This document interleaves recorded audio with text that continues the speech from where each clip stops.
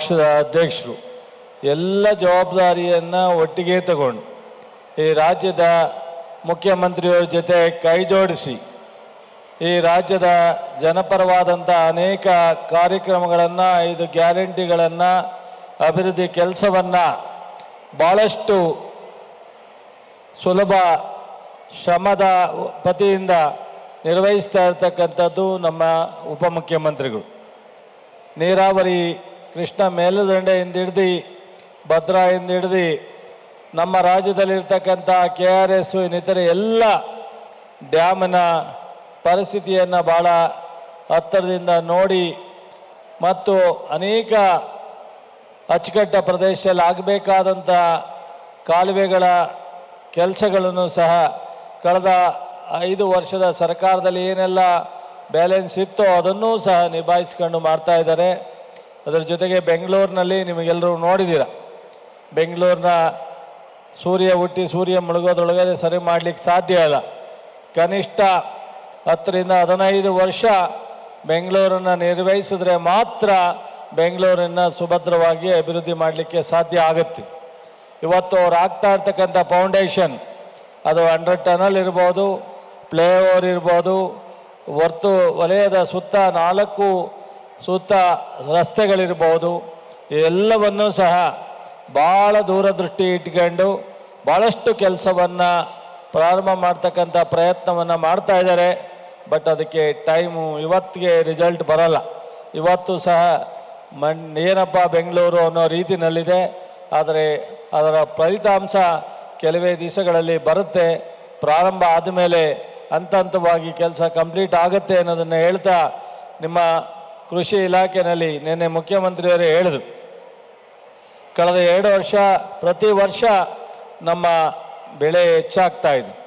82 ಲಕ್ಷ ಹೆಕ್ಟೇರ್ಗೆ ಕಳೆದ ಬಾರಿ ಆಗಿದ್ದರೆ ಈ ಸಲ 85 ಲಕ್ಷ ದಾಟಿ ಮುಂದೆ ಹೋಗ್ತಾ ಇದೆ. ಅದರ ಜೊತೆಗೆ ಕೃಷಿ ಹೊಂಡ ಕಾರ್ಯಕ್ರಮ ಇರ್ಬೋದು, ಅನೇಕ ಹಾರ್ವೆಸ್ಟ್ ಹಬ್ಗಳ ಮೆಕನೈಸೇಷನಲ್ಲಿ ಕೊಟ್ಟಿರ್ತಕ್ಕಂಥ ಸೌಲಭ್ಯಗಳಿರ್ಬೋದು, ಮತ್ತು ಇವತ್ತೆಲ್ಲ ದೇಶದಲ್ಲೇ ಸಮಸ್ಯೆ ಆದ್ರೂ ಫರ್ಟಿಲೈಸರ್ಸ್ ನಮ್ಮ ರಾಜ್ಯದಲ್ಲಿ ಅಂಥೋ ಇಂಥೋ ಸಮಸ್ಯೆ ಮಧ್ಯದಲ್ಲಿ ರೈತರಿಗೆ ಒದಗಿಸ್ಕೊಡ್ತಕ್ಕಂಥ ಕೆಲಸ ಇರ್ಬೋದು, ಸೀಡ್ಸ್ ಇರ್ಬೋದು, ಪೆಸ್ಟಿಸೈಡ್ಸ್ ಇರ್ಬೋದು, ಎಲ್ಲ ನಮ್ಮ ಕೃಷಿಗೆ ಬೇಕಾದಂಥ ಮೂಲಭೂತ ಸೌಕರ್ಯವನ್ನು ಜೊತೆಗೆ ನಮ್ಮ ಯೂನಿವರ್ಸಿಟಿಯವರ ಜನರ ಜೊತೆ ಸ್ಪಂದಿಸ್ತಕ್ಕಂಥದ್ದನ್ನು ಎಲ್ಲವನ್ನು ಸಹ ಆದಷ್ಟು ನಾವು ಹೆಚ್ಚಿನ ಗಮನವನ್ನು ಹರಿಸಿದ್ದೀವಿ.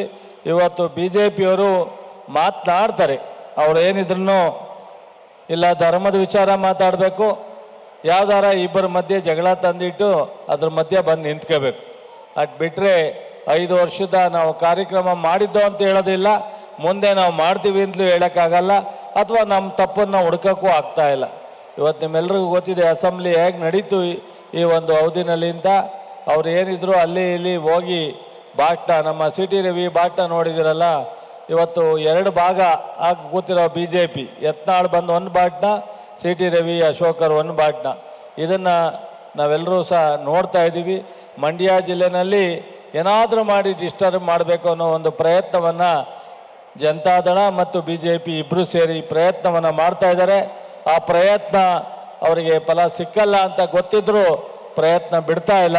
ಅದರಿಂದ ಬಹುಶಃ ನರೇಂದ್ರ ಸ್ವಾಮಿಯವರು ಭಾಳ ವಿಶೇಷವಾಗಿ ಅತ್ಯಂತ ಬರಗಾಲ ಪೀಡಿತವಾದಂಥದ್ದು ನಮ್ಮ ಪೂರಿಗಾಲಿ ಹೋಬಳಿ ಹನಿ ನೀರಾವರಿ ಯೋಜನೆಯನ್ನು ದೊಡ್ಡ ಪ್ರಮಾಣದ ಹಿಂದೆ 13 ರಿಂದ 18 ಪ್ರಾರಂಭ ಮಾಡಿ ಇನ್ನೇನು ಕಂಪ್ಲೀಟ್ ಮಾಡೋ ಸ್ಟೇಜಲ್ಲಿದೆ.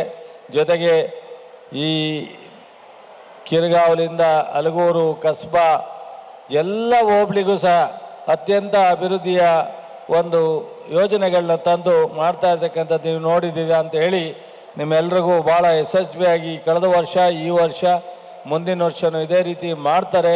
ಇನ್ನು ನಮ್ಮ ಪ್ರವಾಸಿಗರಿಗೆ ಒಳ್ಳೆಯ ಇಲ್ಲಿ ಬಂದು ಹೋಗ್ತಕ್ಕಂಥ ಅವಕಾಶವನ್ನು ಮಾಡ್ತಾರೆ ಅನ್ನೋ ಒಂದು ವಿಶ್ವಾಸವನ್ನು ಇಟ್ಟು ತಮ್ಮೆಲ್ಲರಿಗೂ ನಮಸ್ಕರಿಸಿ ನನ್ನ ಮಾತು ಮುಗಿಸ್ತೀನಿ. ಮತ್ತಷ್ಟು ಸುದ್ದಿಗಳಿಗಾಗಿ ನೋಡ್ತಾ ಇರಿ ಪಬ್ಲಿಕ್ ನ್ಯೂಸ್ 24x7. ಇದು ಸತ್ಯದ ಧ್ವನಿ.